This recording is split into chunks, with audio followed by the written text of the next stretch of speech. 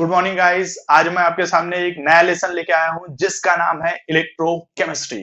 तो without wasting time let's start with electrochemistry. अब electrochemistry ये लेसन का एक बेसिक पोर्शन आपने पढ़ चुका है। इस लेसन में हमने देखा था रेडॉक्स रिएक्शन के बारे में। आप अच्छे तरीके से जानते हो रेडॉक्स रिएक्शन क्या होती है। तो रेडॉक्स रिएक्शन जो होती है it's a combination of reduction and oxidation reaction. आप जानते हो रिडक्शन रिएक्शन किसको बोला जाता है? रिडक्शन रिएक्शन उसको बोला जाता है जिसमें होता है इलेक्ट्रॉन गेन। क्या होता है? इलेक्ट्रॉन गेन, उसको बोलते हैं रिडक्शन रिएक्शन। ऑक्सीडेशन जिसमें हम इलेक्ट्रॉन डोनेट करते हैं। तो अगर Na ने इलेक्ट्रॉन डोनेट किया है, Na ने इलेक्ट्रॉन डोनेट किया है, Na पॉजिटिव प्लस इलेक्ट्रॉन अगर ऐसा बना है तो ये रिएक्शन हो गई हमारी बच्चों कौन सी? Oxidation reaction. उसी प्रकार अगर कभी Na पॉजिटिव इलेक्ट्रॉन गेन करता है और Na बनता है तो ये हो गया रिडक्शन रिएक्शन।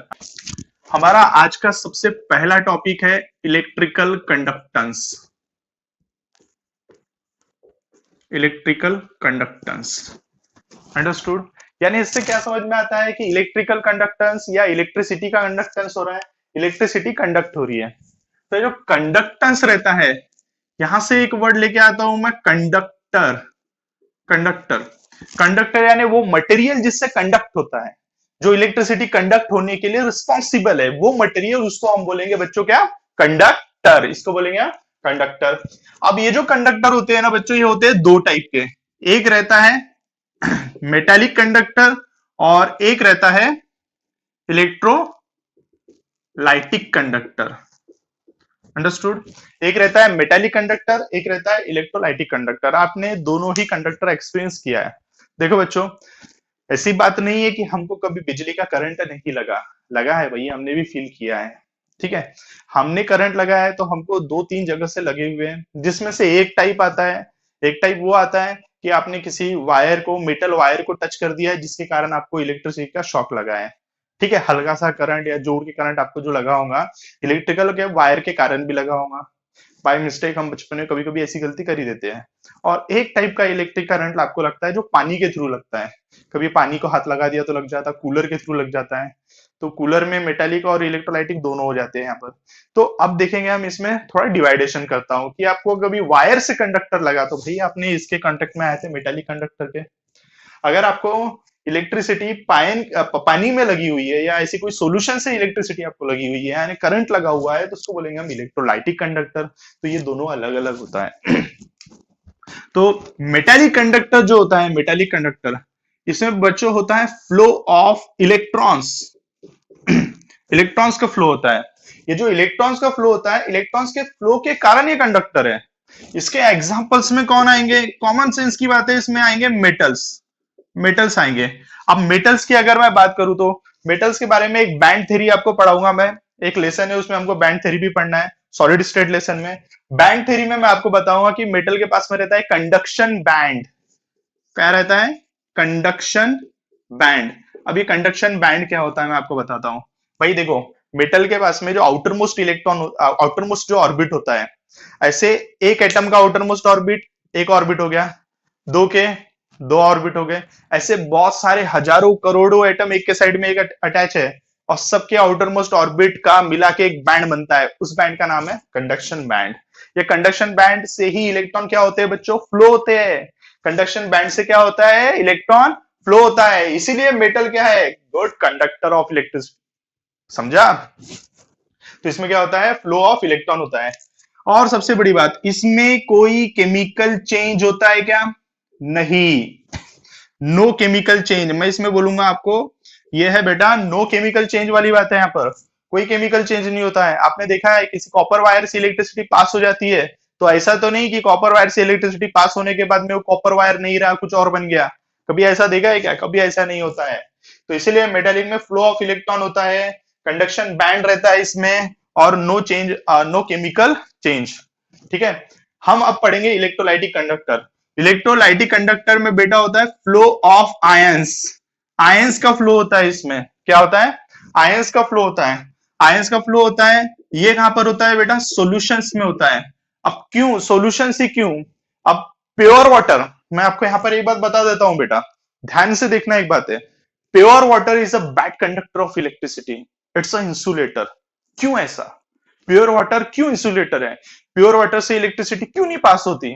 तो इसके पीछे कारण है कि अगर प्योर वाटर है तो उसमें कोई आयंस नहीं रहता है। आई नो कि हाइड्रोजन आयन और नेगेटिव आयन बहुत कम रहते हैं, बहुत कम रहते हैं एक्चुअली वो, पर उतने ion not sufficient to pass electricity, इतना इलेक्ट्रिसिटी पास नहीं करती कि भाई हमको करंट फील हो, ठीक है ना। तो इसलिए प्योर आयन, प्योर वाटर जो रहता है वो बैड कंडक्टर ऑफ इलेक्ट्रिसिटी में आता है। लेकिन हाँ, हमने आज तक जिस भी पानी में हाथ डाला हमको करंट लग सकता है, यानी इसका मतलब आपने प्योर वाटर देखा क्या? नहीं। आपके वाटर में मिनरल्स रहते हैं भाई, मिनरल्स रहते हैं, यानी आयंस रहते हैं, तो आयंस है तो इलेक्ट्रिसिटी कंडक्ट होना लाजमी है, ठीक है। तो अब देखो ये जो सॉल्यूशन होता है, सॉल्यूशन अगर इलेक्ट्रोलाइट का सॉल्यूशन है, अब इलेक्ट्रोलाइट नॉन इलेक्ट्रोलाइट आप जानते हो, वैसे आज के हमारे लेक्चर में ये आने वाला है। अगर सॉल्यूशन इलेक्ट्रोलाइट का है तो क्या होगा? फ्लो ऑफ आयंस होगा। क्या होगा? फ्लो ऑफ आयंस होगा, इसलिए रहेगा गुड कंडक्टर ऑफ इलेक्ट्रिसिटी, ठीक है। तो इसमें एक्चुअली क्या होता है बच्चों, यहां पर हम केमिकल चेंज देख सकते हैं, केमिकल चेंज आप इसमें देख सकते हो। जैसे आपने देखा था इलेक्ट्रोलाइसिस ऑफ NaCl, आपने आपने 11th स्टैंडर्ड में भी देखा है, अपने स्कूल में देखा है, तो स्कूल डेज में भी आपने देखा है NaCl का इलेक्ट्रोलाइसिस, उसमें केमिकल चेंज होता है। वैसे वो भी मैं पढ़ाने वाला हूँ आपको मेरे नेक्स्ट लेक्चर्स में, लेकिन जस्ट एक आइडिया दे रहा था, ठीक है। यहाँ से एक बात समझ में आ गई बेटा, कंडक्टर होते हैं दो टाइप के, एक होता है मेटालिक कंडक्टर और एक होता है electrolytic conductor. Main main point याद रखो, मेटालिक कंडक्टर में फ्लो ऑफ इलेक्ट्रॉन होता है, इधर होता है फ्लो ऑफ आयंस। इसमें मेटल एग्जांपल है, यहाँ पर सॉल्यूशंस एग्जांपल है, जनरली इलेक्ट्रोलाइट का सॉल्यूशन ले लो आप। यहाँ पर नो चेंज, केमिकल चेंज नहीं होता है, यहाँ पर यस केमिकल चेंज होता है। यहाँ पर जस्ट एक कंडक्शन बैंड मैंने ऐड कर दिया, ठीक है बच्चों, दिमाग में आगे बातें। तो ये सब हमने जो आज पढ़ा, अभी पढ़ा, ये किसके बारे में पढ़ा? हमने कंडक्टर के बारे में पढ़ा है। हाँ बच्चों, तो अब हम देखेंगे एक एक्सपेरिमेंट।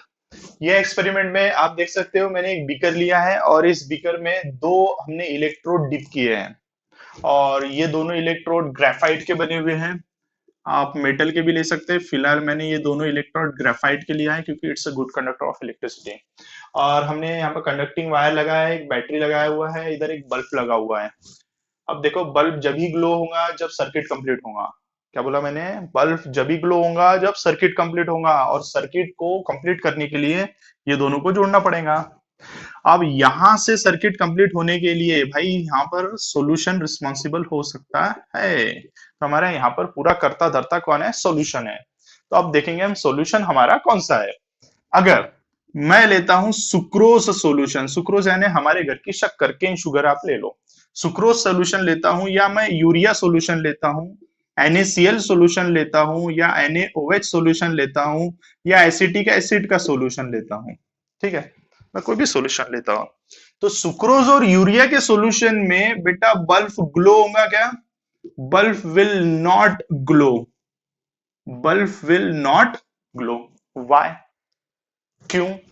क्योंकि सुक्रोज और यूरिया डिसोसिएट नहीं होते वाटर में, इनका आयंस नहीं बनेगा, आयंस नहीं बनेगा तो फिर इलेक्ट्रिसिटी कंडक्ट, यानी इसमें मूवमेंट ऑफ आयन होगा? नहीं होगा। मूवमेंट ऑफ आयन नहीं होगा तो भाई इलेक्ट्रिसिटी कैसे कंडक्ट होगी?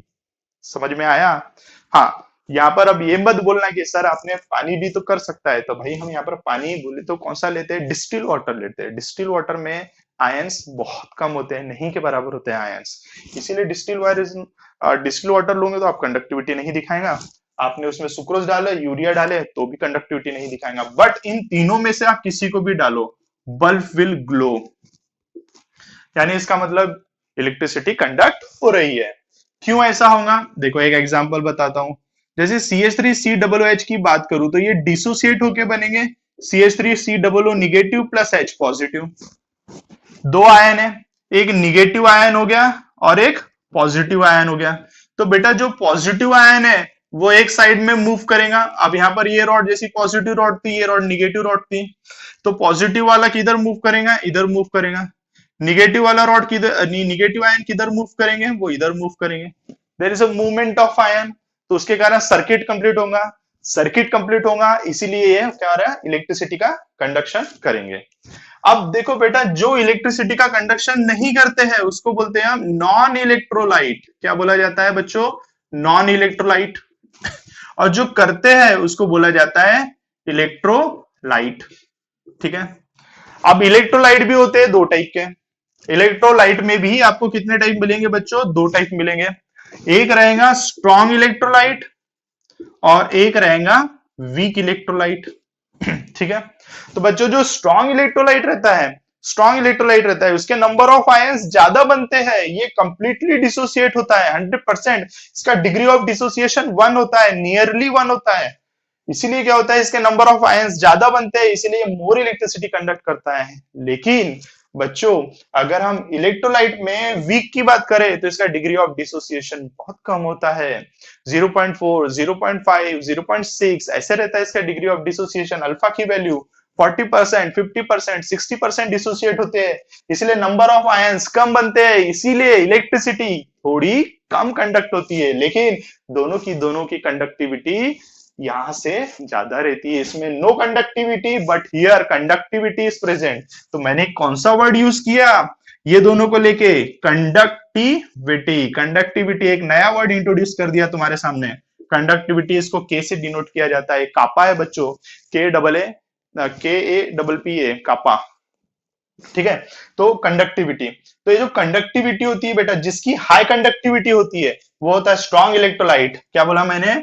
High conductivity. हाई कंडक्टिविटी है तो स्ट्रॉन्ग इलेक्ट्रोलाइट, लो कंडक्टिविटी है तो वीक इलेक्ट्रोलाइट, और नो कंडक्टिविटी है तो नॉन इलेक्ट्रोलाइट। अंडरस्टूड? क्लियर है यहां तक का? दिमाग में बैठ गई बच्चों बातें? तो ये रहा हमारा किसके बारे में, एक एक्सपेरिमेंट देख लिया हमने कंडक्टर के बारे में, इलेक्ट्रोलाइटिक कंडक्टर। यह एक्सपेरिमेंट किसको बिलोंग करता है बच्चों? Electrolytic conductor. ये पूरा इलेक्ट्रोलाइटिक कंडक्टर के बारे में एक्सपेरिमेंट बताया हुआ। होप सो आपके दिमाग में बैठ गई होंगी ये बातें। अभी हमारे पास में एक नई टर्म आ गई, कंडक्टिविटी। मैं आपके सामने कंडक्टिविटी इंट्रोड्यूस करता हूं अभी। हाँ, तो बच्चों हम देख रहे हैं किसके बारे में? कंडक्टिविटी के बारे में देख रहे हैं। तो कंडक्टिविटी ये जो टर्म है, इसका मतलब क्या होता है? एक्चुअली मैं हिंदी में आपको बता देता हूं इसका मतलब। Conductivity is the ability to conduct electricity, यानी किसी की इलेक्ट्रिसिटी पास करने की एबिलिटी, क्षमता, उसको बोला जाता है कंडक्टिविटी। वैसे ही रेजिस्टिविटी था, रेजिस्टिविटी इलेक्ट्रिसिटी कंडक्ट होने से रोकने की एबिलिटी, उसको बोला जाता है रेजिस्टिविटी।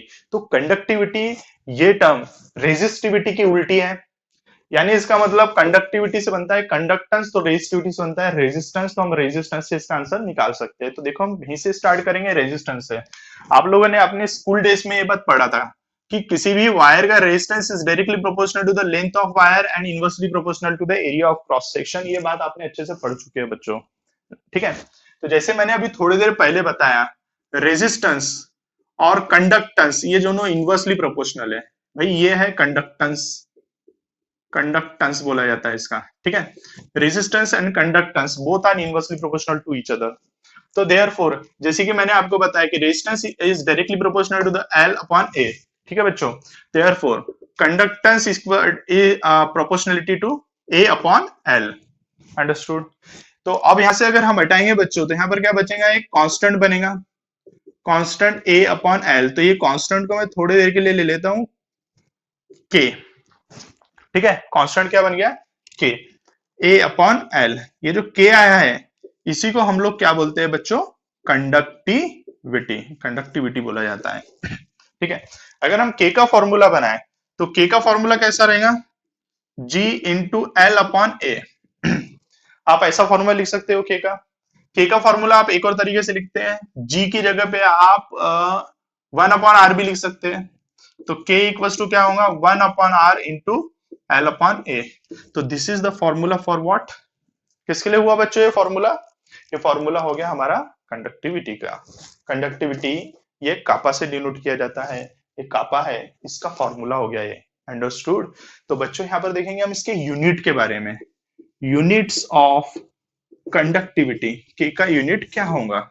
अब देखो हम के की यूनिट की बात कर रहे हैं तो हमको इन तीनों का यूनिट मालूम रहना चाहिए भाई। आर का यूनिट रहता है ओम, एल का यूनिट रहता है मीटर, ए का यूनिट रहता है मीटर स्क्वायर। हमारे ऐसा यूनिट है ये। हमने सबको पुट कर दिया तो हमारा कुछ ऐसा बनेगा, 1 upon ohm into metre upon metre square. तो ये ओम इनवर्स और इन दोनों का बन गया मीटर इनवर्स। ये बन गया हमारा कंडक्टिविटी का फॉर्मूला। वैसे सिंस ओम इनवर्स को एस से भी डिनोट किया जाता है, सीमेन, ठीक है, सीमेन बोला जाता है उसको, तो ohm inverse is equal to S, तो इसीलिए इसको आप ऐसा भी लिख सकते हैं, इसका यूनिट एस मीटर इनवर्स। तो ये हो गया हमारा कंडक्टिविटी के बारे में। दिमाग में आ गया बच्चों? तो ये था कंडक्टिविटी। ये कंडक्टिविटी आप यहाँ से स्टार्ट करोगे, उसका मेन इंपॉर्टेंट फॉर्मूला आपका ये रहेगा। इसके ऊपर न्यूमेरिकल्स आते हैं बच्चों, इसके ऊपर न्यूमेरिकल्स रहेंगे। मैं जब आपको इस लेसन की न्यूमेरिकल बताऊंगा तो आपको कुछ की पॉइंट्स बताऊंगा, कुछ हमारा गुरु मंत्र रहता है ना, गुरु मंत्र दूंगा आपको, जिससे आप न्यूमेरिकल इजीली सॉल्व कर सकते हैं। क्लियर है यहाँ तक का? तो जैसे कि ये कंडक्टिविटी है, तो कंडक्टिविटी के बाद में एक नई टर्म आई थी जिसका नाम है मोलर कंडक्टिविटी। तो मोलर कंडक्टिविटी के बारे में हम देख लेते हैं।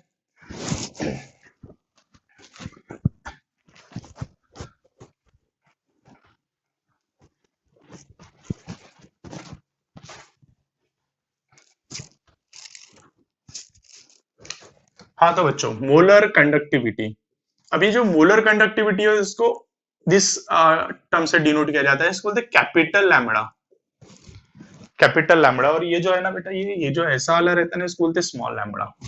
ये कैपिटल लैम्बडा है, इससे डिनोट किया जाता है, ठीक है। तो ये हो गया हमारा किसके बारे में बेटा? Molar conductivity. अब ये मोलर कंडक्टिविटी होता क्या है?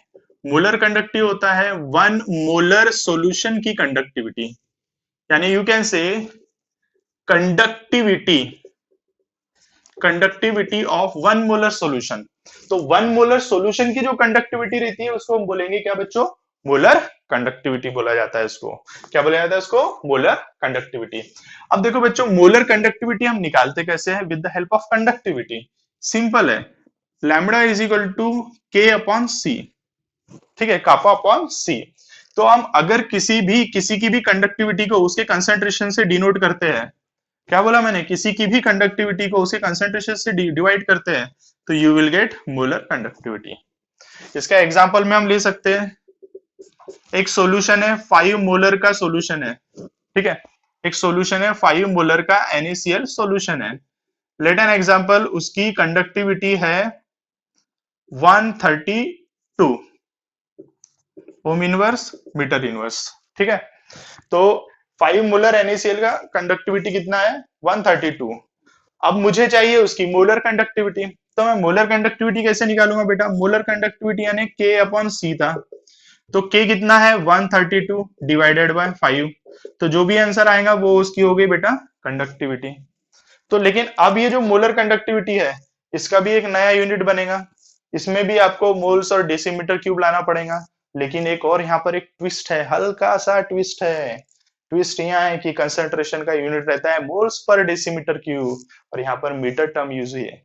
तो इसीलिए जो ट्विस्ट है, ये ट्विस्ट के लिए हम आगे सॉल्व करेंगे, ठीक है बच्चों। तो ये एक बेसिक फॉर्मूला हो गया हमारा, बेसिक फॉर्मूला हो गया, और ये बेसिक कंसेप्ट हो गया। ये बेसिक कंसेप्ट से हम निकाल सकते हैं। दिमाग में आ गई बच्चों बातें? अब हम पढ़ेंगे इसके बाद में relation between conductivity and molar conductivity. आप क्या ये बोलेंगे, क्या बात हो गई सर, आप जो बोल रहे हो वो तो आपने बता दी है।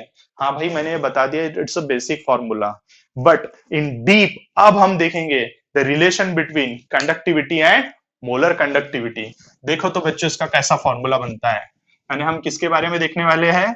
दोनों टर्म को देखना है हमको, के को भी देखना है और कैपिटल लैम्बडा को भी देखना है। तो ये रहेगा relation between kappa and capital lambda, इसके बारे में देखना है हमको, कापा और कैपिटल लैम्बडा के बारे में। तो बच्चों देखो, यहां पर हमने जो टर्म पढ़े अभी तक, ये कंडक्टिविटी के बारे में पढ़े। कंडक्टिविटी क्या होती है, और मैंने बोला था यहाँ पर समथिंग, कुछ तो भी ट्विस्ट है, तो ट्विस्ट के बारे में बात करेंगे। अब देखो बच्चों, हमको वर्क करना पड़ता है लेबोरेटरी में। लेबोरेटरी में हमारे पास एक सेल रहता है जिसकी मदद से हम किसी भी सॉल्यूशन की कंडक्टिविटी निकाल लेते हैं। हमको करना क्या रहता है? कुछ नहीं भाई, हमारे पास एक सॉल्यूशन रहता है, उस सॉल्यूशन को आप बीकर में ले लो, एक सेल रहता है, ये पेन है ना, ये पेन के समान एक सेल रहता है, इतना ही पतला होता है, उस सॉल्यूशन में इस सेल को हम डिप कर दो। जैसे आप इसको डिप करोगे, उसके बाद में यहाँ पर मॉनिटर पे कनेक्टेड रहता है, तो आपको बस रिजल्ट मिल जाते हैं। तो हम इस सेल के बारे में थोड़ा सी बात देखेंगे, ठीक है। तो ये सेल कैसा होता है, देखो इसको बोलते हैं कंडक्टिविटी सेल के बारे में। इसको बोलते हैं कंडक्टिविटी सेल। तो बच्चों ये जो कंडक्टिविटी सेल रहते हैं इसमें ऐसे दो रॉड होते हैं और ये दोनों रॉड पे ऐसी लगी रहती है प्लेटिनम प्लेट। ठीक है, क्या लगी रहती है बच्चों? Platinum plate. और इसके दो टर्मिनल हो गए, यहां से ये एक बड़े से इसमें ऐसा लगा रहता है और इसको हम किसी भी सॉल्यूशन में फिर हम क्या कर सकते हैं बच्चों, इसको डीप किया जाता है। तो अब कंडक्टिविटी सेल की मैंने बात क्यों उठाया, मैं आपको बताता हूं भाई। कंडक्टिविटी सेल में इन दोनों के बीच का जो डिस्टेंस होता है, ये दोनों प्लेट के जो बीच का डिस्टेंस रहता है, ये डिस्टेंस रहता है 1 सेंटीमीटर का। ठीक है बच्चों, ये जो प्लेट है 1 सेंटीमीटर स्क्वायर एरिया रहता है इस प्लेट का 1 सेंटीमीटर स्क्वायर एरिया है, इसका 1 सेंटीमीटर स्क्वायर एरिया है। तो अगर मैं यहाँ की इतनी पूरी वॉल्यूम की मैं बात करूं तो इतने पूरी वॉल्यूम 1 सेंटीमीटर क्यूब है। ठीक है, क्लियर है कि नहीं है? तो एक्चुअली हम क्या करते हैं, हमारा जो सेल है वो कंडक्टिविटी देता है। अब भाई ये सेल कंडक्टिविटी दे रहा है तो उसकी दोनों प्लेट के बीच में जो आयंस है, यानी इतने एरिया में जो आयंस है, ये देखो यहाँ पर जो आयंस है, ये आयंस की कंडक्टिविटी देगा ये। ठीक है कि नहीं है? इतना आयंस है तो ये कंडक्टिविटी हमको कंडक्टिविटी मिलेंगी, उसको हम के से डिनोट करेंगे। तो ये कंडक्टिविटी जो रहती वो एक्चुअली रहती है K is a conductivity of 1 centimetre cube volume. 1 centimetre cube volume की है। जैसे अगर if we have v centimetre cube of volume, अगर हमारे पास, जरूरी थोड़ी ना हमारे पास 1 सेंटीमीटर क्यूब वॉल्यूम का सोल्यूशन हो, हमारे पास बहुत सारा सॉल्यूशन है। मेरा सॉल्यूशन पूरा है कुछ तो भी 20 सेंटीमीटर क्यूब का, ये पूरा सॉल्यूशन इसकी वॉल्यूम है 20 सेंटीमीटर क्यूब की। तो कंडक्टिविटी कितनी होगी भाई? 1 सेंटीमीटर क्यूब की इतनी है तो v की कितनी होगी? देयरफॉर कंडक्टिविटी कितनी होने वाली है? कंडक्टिविटी कितनी हो जाएंगी? v centimetre cube. दिमाग में आ गया था? क्लियर है? क्या बोलेंगे इसको अपन? v सेंटीमीटर क्यूब इंटू के। तो इन शॉर्ट आप लिख सकते हो इसको kv। ठीक है, यहां तक का कोई परेशानी इसमें नहीं है। अब देखेंगे थोड़ा अलग बातें, इसको फिलहाल यहां पर रख देते हैं। अब देखो वॉल्यूम, वॉल्यूम में मैं एक रिलेशन आपको बता देता हूं। 1 लीटर का मतलब होता है 1000 सेंटीमीटर क्यूब, सॉरी ये हो गया 1000 centimetre cube. 1 litre equal to क्या होता है बच्चों? 1000 सेंटीमीटर क्यूब। तो ये दोनों एक ही बात हो गई। अगर मैं ऐसा करूं कभी 1000 सेंटीमीटर क्यूब अपॉन 1 लीटर, तो कितना हो जाएगा? 1000 सेंटीमीटर क्यूब अपॉन 1 लीटर, तो कितना हो जाएगा बेटा? ये टर्म हो गई 1। ठीक है, तो ये दो बात मैंने आपके सामने रख दिया। क्या क्या रखा है? कंडक्टिविटी सेल है, कंडक्टिविटी सेल से हमने बात को कहां तक लेके आए? केवी तक लेके आ गए। ठीक है, ये आपको समझ में आ गया होगा इतना पोर्शन। ये मैंने एक पोर्शन आपको बता दिया। अब देखेंगे हमको किसके बारे में देखना है। हमको तो देखना है भाई रिलेशन इसका और इसका देखना है। ठीक है, तो आप इसके बारे में जानते हो, इसके भी बारे में जानते हो आप। इन दोनों का एक नॉर्मल रिलेशनशिप आपको मालूम है, वी हैव। क्या था भाई इनका relationship? Lambda is equal to K upon C. ठीक है, एक और बात आप जानते हो, 1/c इज इक्वल टू क्या होता है? v। तो आप इसको ऐसा भी बोल सकते हो kv। ये भी एक फॉर्मूला आपके सामने है। ठीक है, यहां तक का कोई परेशानी इसमें नहीं है। अब आगे बढ़ेंगे थोड़ा सा। ठीक है, तो अब देखेंगे, मैं थोड़ा इस तरह का रब कर देता हूं। ओके, हाँ तो बच्चों हमने यहाँ तक का देखे थे, हमने 3 टर्म यहाँ पर हमारा बीकर था, बीकर से मैंने ये यहाँ तक का एक लेके आया 20 सेंटीमीटर क्यूब का केवी, और फिर उसके बाद में हमने ये निकाले और एक ये टर्म यूज किए। ठीक है, अब हम देखेंगे हमारे सॉल्यूशन के बारे में। जैसे मैंने बोला था मोलर कंडक्टिविटी होती है तो कंसंट्रेशन रहता है बच्चों। तो देखेंगे हम concentration of solution, concentration of solution, concentration of solution काय में आता बेटा? सी मोल्स पर लीटर। आप इसको ऐसा भी लिख सकते हो, सी मोल लीटर इनवर्स। ठीक है, ठीक है, कोई परेशानी इसमें? सी मोल लीटर इनवर्स। अब देखो जैसे कि मैंने आपको बताया था कि यहां पर 100 centimetre cube litre inverse equals to 1 होता है। ठीक है, तो हम ये टर्म को अगर 1 से डिवाइड करेंगे तो कोई प्रॉब्लम होगी क्या? नहीं होगी। तो मैं ये वाली टर्म से इसको डिवाइड करता हूं तो क्या बन जाएगा? सी मोल लीटर इनवर्स अपॉन क्या होगा? 1000, सॉरी जब 100 बोल दिया था मैंने, 1000 centimetre cube litre inverse. This get cancel, cancel हो गया बच्चों। ये कैंसल हो गया तो क्या बन गया? सी अपॉन 1000 मोल पर सेंटीमीटर क्यूब। ठीक है बच्चों, ये किसका फॉर्मूला है? किसके बारे में हो गया ये बातें? कंसेंट्रेशन ऑफ सॉल्यूशन है। अगर मैं वॉल्यूम की बात करूं, वॉल्यूम ऑफ सॉल्यूशन, तो वॉल्यूम ऑफ सॉल्यूशन कैसा होगा? Inverse of concentration. क्या बोलेंगे हम इसको? इनवर्स ऑफ कंसेंट्रेशन, यानी इसका उल्टा। तो क्या होगा बेटा? 1000 अपॉन सी, और क्या होगा? Centimetre cube mole inverse. ठीक है, क्या हो जाएगा? Centimetre cube mole inverse. Unit भी इंटरचेंज हो जाएंगे। अब देखो हमारे पास एक रिलेशन था lambda is equal to KV, तो मैं केवी की वैल्यू पुट करता, since lambda is equal to क्या था? KV, therefore lambda equals to क्या होगा? K into 1000 C, therefore lambda is equal to क्या होगा? 1000 के अपॉन सी। ठीक है बच्चों, यानी हमने हर वो टर्म लेके आ गए। आप यहाँ पर हमारा जो रहता है सेल, सेल के अकॉर्डिंग हमने जो सेंटीमीटर क्या था वहां पर हमने यूज कर लिया। कंसंट्रेशन हमारा जो नॉर्मल कंसंट्रेशन मोलैरिटी में रखते हुए वो लेके आए। तो यानी I mean to say that कि ये जो फॉर्मूला था डायरेक्ट निकालने वाला है थोड़ा गलत था। अगर आपको मोलैरिटी रख के निकालना है तो आपको यूज करना पड़ेगा ये फॉर्मूला। ठीक है बच्चों, समझ में आ गया रिलेशन? दिमाग में बैठ गया होगा उम्मीद करता हूं। ठीक है, तो ये हो गया हमारा relation between small lambda, sorry capital lambda और कापा के बारे में। ठीक है, हाँ बच्चों, तो हमारा नेक्स्ट टॉपिक है variation of conductivity and molar conductivity with concentration. तो कंडक्टिविटी हमको सबसे पहले इसके मींस कापा के बारे में देखना है, मोलर कंडक्टिविटी कैपिटल लैम्बडा के बारे में देखना है। दोनों का कंसंट्रेशन के साथ में कंडक्टिविटी का वेरिएशन, कंसंट्रेशन के साथ में देखो, या आप बोल सकते हो कि आप इसको डायल्यूशन के साथ में देख सकते हैं। तो सबसे पहले बच्चों हम बात करेंगे कंडक्टिविटी के बारे में। कंडक्टिविटी ठीक है, तो वेरिएशन ऑफ कंडक्टिविटी। अब देखो बच्चों, जैसे हम डाइल्यूशन करते हैं, मैं यहाँ पर एक टर्म उठाता हूँ, इससे हम डाइल्यूशन से बात करेंगे। डाइल्यूशन से दो चीजें होती है। एक, सबसे पहली, डाइल्यूशन के कारण क्या होता है? Number of ions, number of ions क्या हो जाते हैं बच्चों? इंक्रीज हो जाते हैं। क्या होता है? डाइल्यूशन के कारण नंबर ऑफ आयंस इंक्रीज होते हैं। क्यों नंबर ऑफ आयन इंक्रीज होते हैं? क्योंकि अल्फा इंक्रीज होता है, डिग्री ऑफ डिसोसिएशन बढ़ जाता है। वॉल्यूम बढ़ गई ना भाई, आपने पानी डाले, ज्यादा स्पेस हो गई, जो आयन नहीं भी डिसोसिएट हुए थे अब वो डिसोसिएट होने लगेंगे। ठीक है, लेकिन ये एक टर्म हो गई। यहां से ये एक बात हो गई, इसको देखेंगे हम टर्म नंबर 1। दूसरा, on dilution volume also increases. क्या होता है बेटा? वॉल्यूम भी इंक्रीज होती है।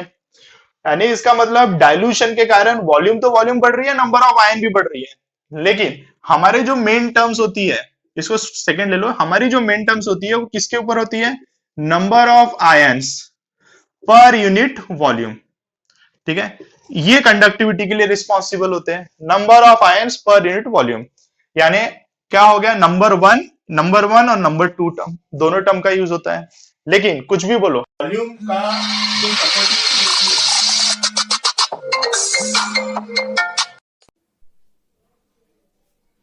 हाँ, वॉल्यूम की जो प्रोपोर्शनलिटी रहती है, वॉल्यूम बढ़ने की प्रोपोर्शनलिटी जो रहती है वो ज्यादा रहती है, और नंबर ऑफ आयंस के बढ़ने की प्रोपोर्शनलिटी कैसी रहती है बच्चों?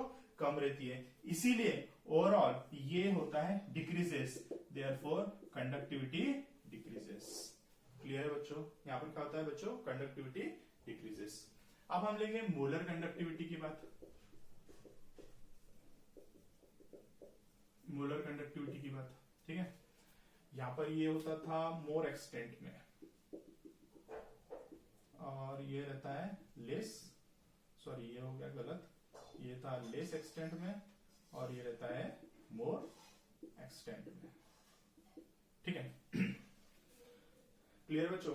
हाँ, अब देखो मोलर कंडक्टिविटी की बात देखेंगे हम।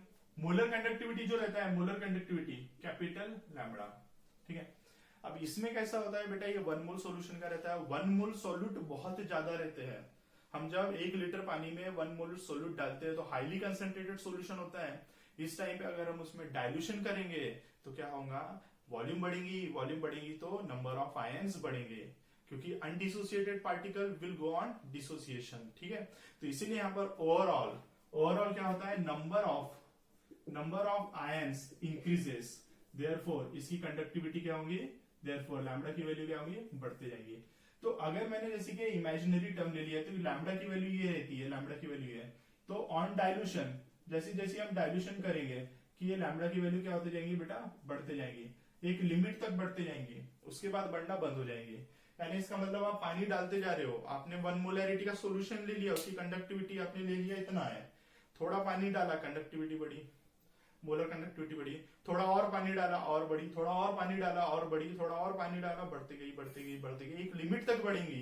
उस लिमिट पे उसको बोलते हैं लिमिटिंग मोलर कंडक्टिविटी, इसका नाम है lambda naught, limiting molar conductivity, यानी molar conductivity of zero concentration. तो इसके बाद वो नहीं बढ़ने वाली है, यहां पर आके रुक जाएंगी। ठीक है, तो ये हो गई बात किसके बारे में बेटा, लिमिटिंग मोलर कंडक्टिविटी की। अब देखो बच्चों, यहां पर ये हमने किसके बारे में बात किया, कंडक्टिविटी एंड मोलर कंडक्टिविटी। अब ये जो मोलर कंडक्टिविटी रहती है ये स्ट्रॉन्ग इलेक्ट्रोलाइट के लिए भी आप ले सकते हो। अब स्ट्रॉन्ग इलेक्ट्रोलाइट रहता है तो इसका डिग्री ऑफ डिसोसिएशन अप्रोक्सीमेट 1 रहता है, अल्फा की वैल्यू कितनी रहती है, अप्रोक्सीमेट 1 होती है। सिंस ये अप्रोक्सीमेट 1 है इसीलिए स्ट्रॉन्ग इलेक्ट्रोलाइट की केस में रैपिडली बढ़ेगी, धड़ाधड़ बढ़ती जाएंगी। यहाँ पर हमारे एक साइंटिस्ट थे कोलरासच, इन्होंने हमको बताया था एक फॉर्मूला इसके बारे में, lambda is equal to lambda naught minus A under root सी।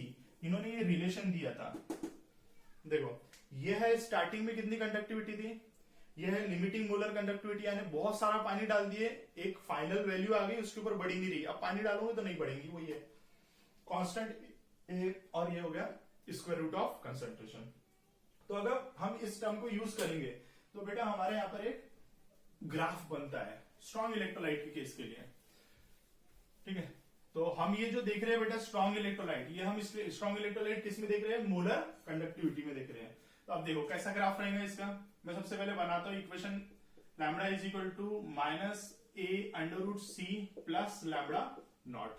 तो अगर हमारे ग्राफ को देखेंगे तो ग्राफ कैसा रहेगा, अगर इस एक्सिस से मैं लैम्बडा लेता हूं, ये एक है, ये एक है, ये एक्स एक्सिस हो गया, ये वाई एक्सिस हो गया, यहां पर हम लेते हैं लैम्बडा सी, ये हो गया एक्स एक्सिस। ठीक है, y is equal to M X होता है, ये y एक्सिस और ये x एक्सिस। ठीक है, ये हो गया हमारा स्लोप, ये माइनस में है, माइनस में बोले तो ये टर्म कहां से उतरेंगे बच्चों, ऊपर से नीचे आएंगी ये। ठीक है ग्राफ, और इतनी जो एरिया रहती है वो इंटरसेप्ट है जिसकी वैल्यू है लैम्बडा नॉट। ठीक है, क्लियर है, तो ये बन गया ग्राफ। तो ये जो ग्राफ बना है डॉटेड लाइन, ये किसके लिए बेटा, स्ट्रॉन्ग इलेक्ट्रोलाइट के लिए है, स्ट्रॉन्ग इलेक्ट्रोलाइट। लेकिन अगर मैं वीक इलेक्ट्रोलाइट की बात करूं बेटा, यहाँ पर मैंने स्ट्रॉन्ग इलेक्ट्रोलाइट की बात किया, इसका लैम्बडा नियर अबाउट 1 रहता है, धड़ाधड़ जल्दी बनते बढ़ती जाती है। लेकिन वीक इलेक्ट्रोलाइट का केस कैसा होगा, वीक इलेक्ट्रोलाइट के केस में ये ऐसे धीरे धीरे धीरे धीरे राइज होंगी, समझ में आ गया। तो ये जो डायरेक्ट लाइन है इसका नाम है ये वीक इलेक्ट्रोलाइट के लिए है। ठीक है, सॉलिड लाइन वीक इलेक्ट्रोलाइट से बिलोंग करती है, दिमाग में आ गया बच्चों। तो ये था हमारा variation of conductivity and molar conductivity with concentration. तो बच्चों ये लेक्चर में यहीं तक रहने देंगे और इसके आगे का पोर्शन हम नेक्स्ट लेक्चर में देखेंगे। ओके बच्चों, थैंक यू सो मच, नमस्ते।